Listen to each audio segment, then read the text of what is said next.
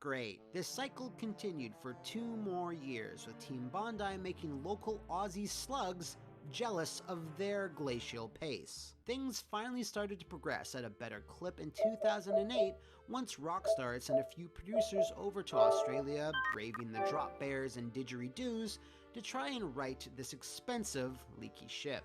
They were well aware of the production problems plaguing Team Bondi and felt since they were publishing the title, McNamara would listen to these new transplants, which thankfully he did. Lots of former staff members cited these producers as the reason why the game finally started taking form, but there was one other fire that Rockstar still had to put out, however, and that was the incredibly dismal employee retention. While speaking to McNamara about his hands-on approach might have been the more long-term solution, they put a band-aid on the bullet hole and provided additional artists, programmers, and testers from other Rockstar-owned studios to fill the gaps that were popping up every single week to try and carry the load. Now, even with all these injections of fresh bodies, the team were still bleeding talent, but fortunately or unfortunately, Australia had lots of university programs that taught game design, so the bulk of new hires at Bondi were fresh out of college looking for their big break. They weren't the only ones looking, however, because Bondi was looking to take advantage of this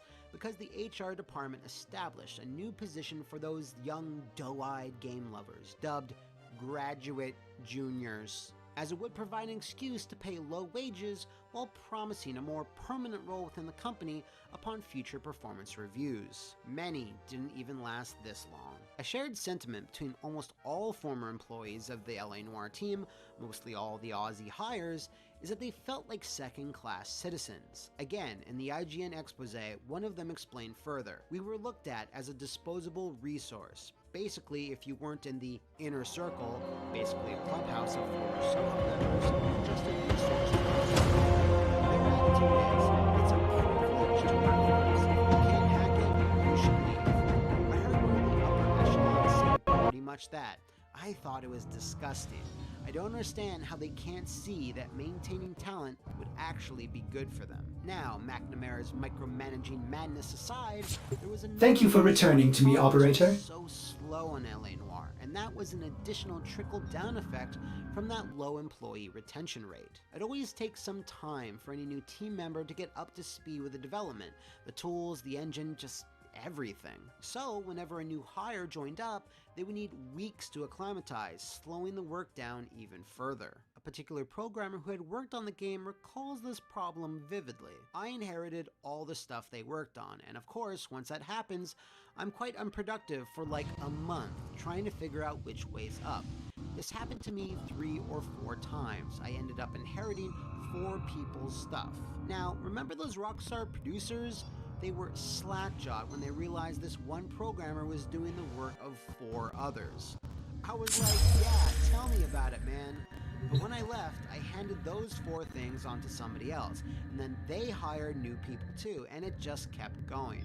If they maintained their talent, they'd operate a lot more efficiently, and it wouldn't have taken so long. So, with an unreasonable egomaniac running roughshod over the team, the pathetic levels of employee retention, a bloated dictionary-sized script, multiple Hollywood actors doing expensive facial capture scans, LA Noire, behind closed doors, was a calamity waiting to happen. However, Rockstar couldn't just pull the plug, as they had sunk, by some reports, over $50 million into development already, and even more when taking marketing into account.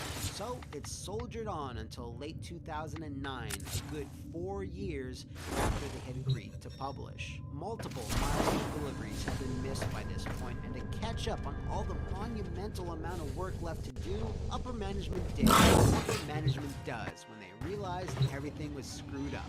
They called in a problem solver, if you will. Our What Happened viewers will know this problem solver well, as it's none other than the super dependable, always effective, and one-of-a-kind Mr. Crunch. Sure, it looks scary, but this might crunch up your confidence. Oh, but not the nice, normal American Mr. Crunch.